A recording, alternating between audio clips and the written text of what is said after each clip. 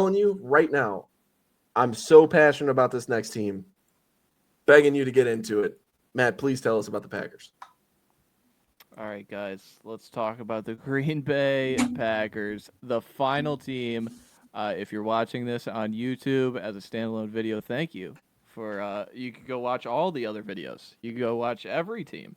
If there's a team you missed, you go watch that. So, I mean, this is, this is 2.5 months, guys. I'm kind of soaking it in here. This is two and a half Yeah. months of us doing this, so this has been fun.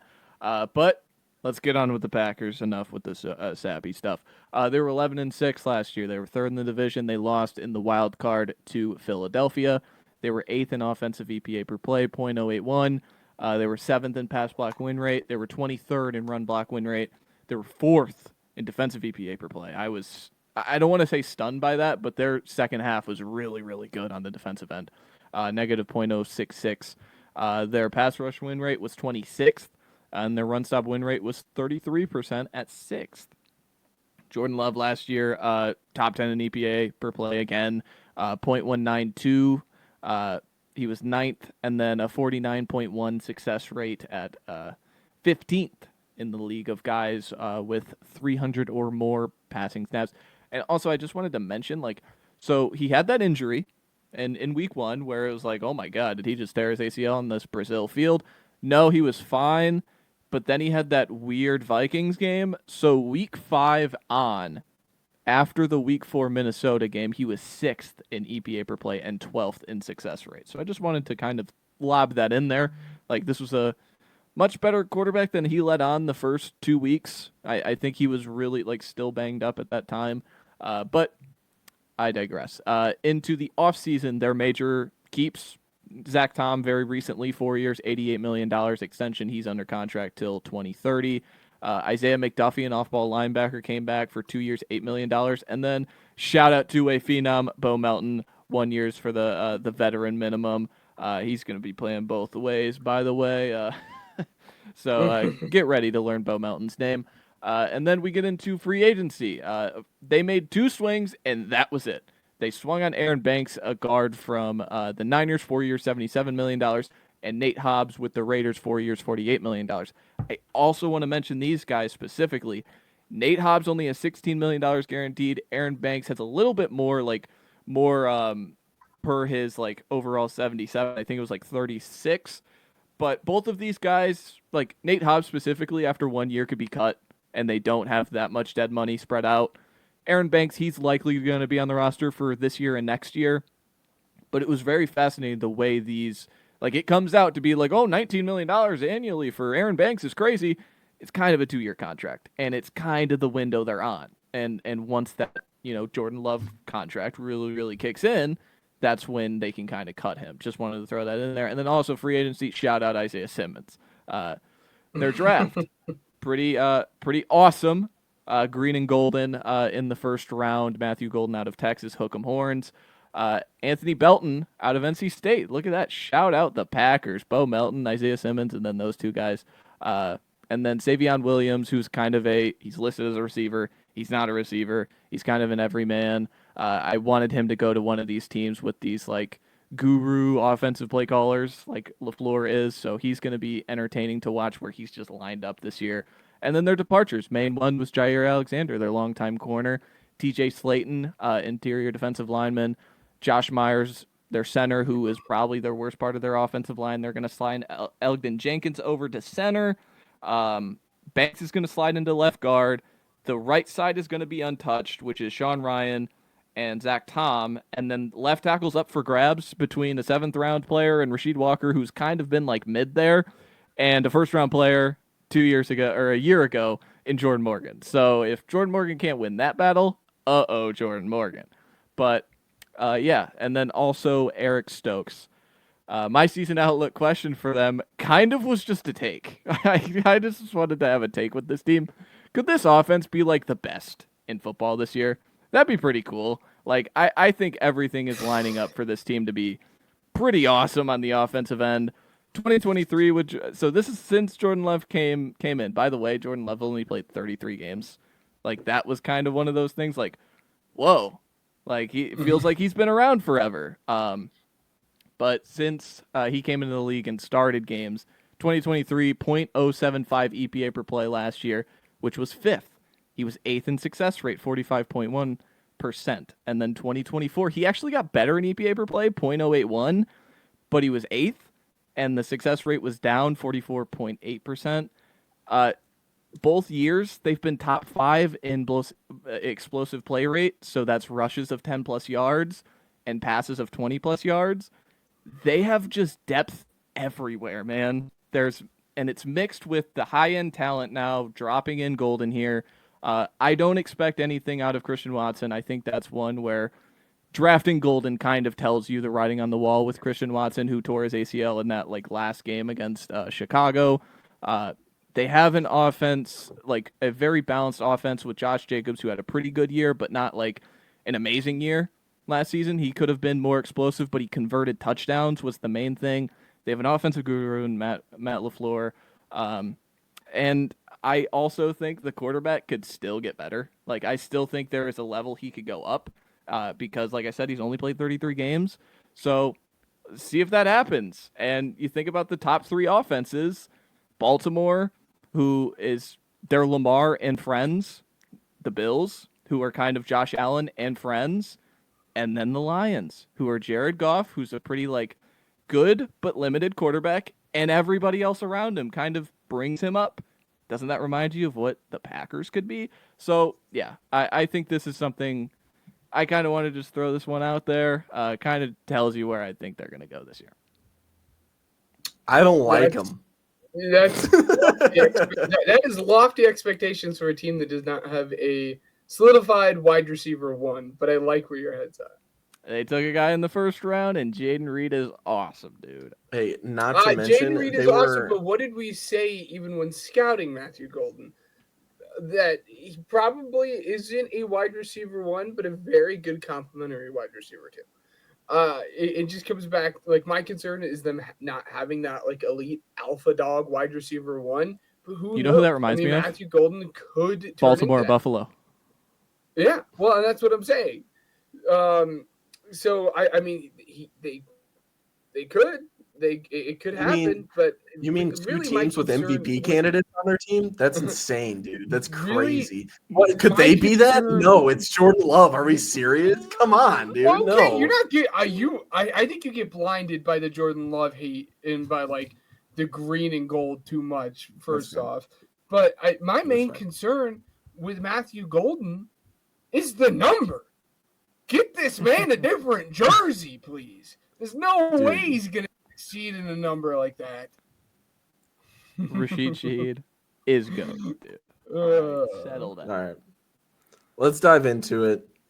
God, dude, I really hate this team. Okay. Two losses to start the season here. Loss against the Lions, loss against the Commanders.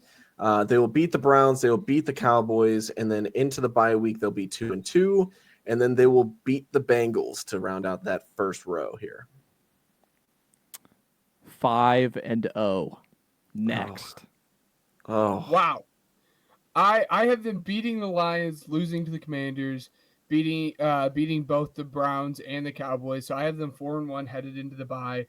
And then I do have them losing against the Bengals. Again, we voice our concerns about the Bengals defense, but I also have my fair share of concerns about this, pass defense for the Packers here. And I really think Jamar Chase and T. Higgins are going to have a buck apiece with each other, maybe $1.50 for Jamar Chase out of this game because the cornerback depth on this team is just so god awful.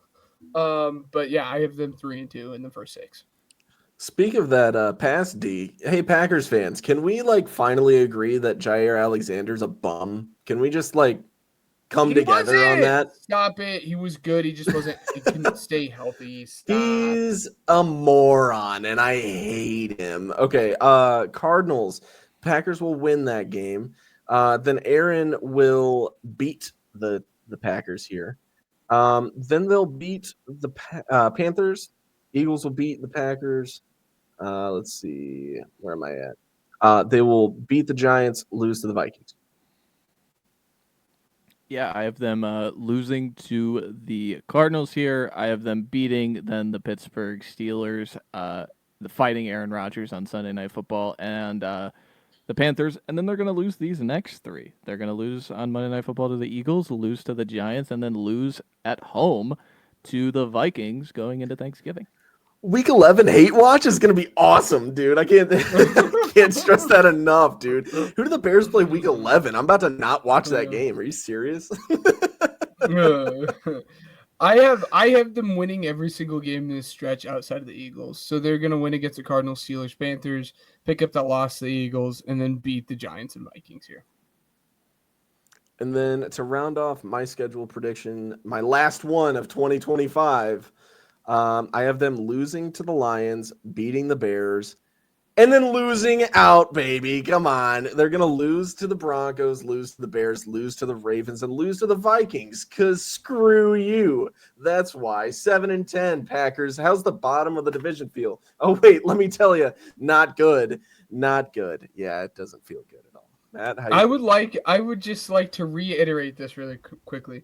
Ryan has the Packers going 7-10, and he has the Bears going 11-6. Just wanted to reiterate screw you. That's why. I just wanted you. That's to why. reiterate that to everyone listening. Yeah, I mean, like the backwards jersey is insane. But what's he? Oh, who's that signed by? Yeah. Who signed on it? Don't worry about it. Jets phenom. Jets. It's Steelers phenom as well. But I'm gonna round it out. I have them beating Detroit on Thanksgiving, so sweeping Detroit, by the way. I have them beating the Bears, losing to Denver, and then losing to the Bears in Soldier Field. And then I have them picking up 2 more wins against Baltimore and Minnesota, finishing 11-6, the same record as Detroit, but having the tiebreaker. They're going to be my division winner. So at 11-6. This is a great picture here, by the way. I just want to, just really quickly for our audio listeners, or for our video listeners. Yeah. Thank you. That's exactly what I was going to do. No, I have them losing against the Lions here, winning against the Bears and Broncos, and then losing these last 3 games of the season to the Bears, Ravens, and Vikings. And despite that kind of rough end of the season, I do have them finishing out at a healthy 10-7. Again, still within that competition. What you have the Vikings at? 11-6. So you had the Vikings winning the division. Yes, I have the Vikings winning the division at 11-6. I have not seen this. Yeah, I love that. I have the Vikings winning the division at 11-6, and then I have the Packers and the Packers and Lions both at 10-7 apiece, but that technically the tiebreaker goes to the Lions because of common opponents. So it'll go to the Lions, but I mean, this is, again, a very, very good division. If you have a team going 11-6 and then 2 10-8s, or 10-7s, so really good. I think me and you were the deciding factor is probably Jordan Love. Who'd you have winning that last game? So you had Vikings winning that last game? Mm-hmm. So that's for the division. Yep. I like that. I like this division being decided on the last day of the last game of the season. I love it. No, I think it's absolutely fantastic. But again, I really think that deciding factor between us and that separation with Ryan is the Jordan Love. I think we actually think Jordan Love is a more than competent and actually a pretty good NFL quarterback. And I think Ryan he's a really bum. does. Yeah. Yeah, you said it with your chest on that quarterback video. Go watch it, by the way. That was in May, but like you said it with your chest that like you think Caleb's better. So like that's I do. I genuinely I know you do. I genuinely do. I do. Caleb's a better quarterback now, dude. Right now. He is. So I like to victory lap Jordan Love because I loved him coming out of college.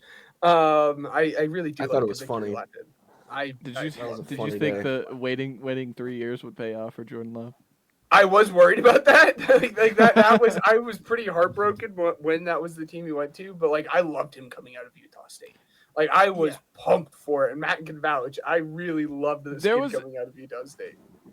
Yeah, I remember when what was it? That McAfee night. But yeah, okay, let's get back to the Packers like specifically. So you talked about their pass defense and their corners. I had the same like issue kind of, but then realized like this is pretty much the same corner group as last year. Yeah. And it was really good. And now you're just taking out, like you said, Jair Alexander, who's always hurt, for Nate Hobbs, who can play, who's got some bones both in the nickel game and the corner game. They have so many young pieces. Like if a few of these guys hit, I think Edgerrin Cooper's already like a second contract guy. That's how good he was. Edge Cooper's gonna be a star. And you're throwing like Bullard's gonna play nickel.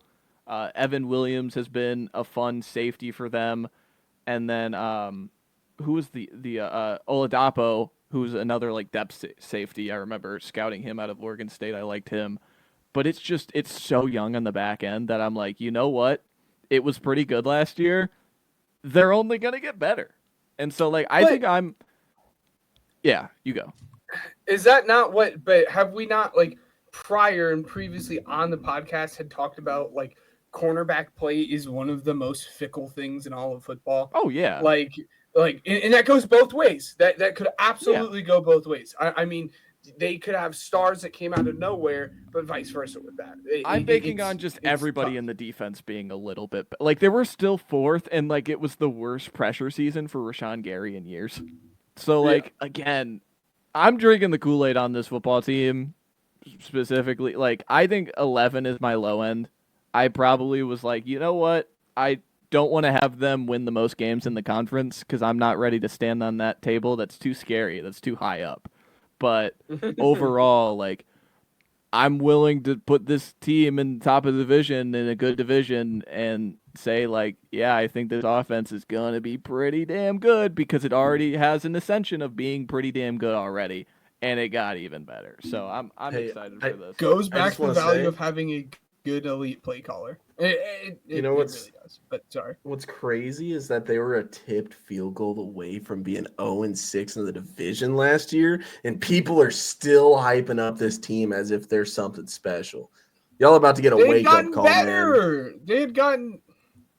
No, Ben, you don't understand what he's doing. Like, Cairo Santos had to hit a 50-yard field goal for you to and he would have.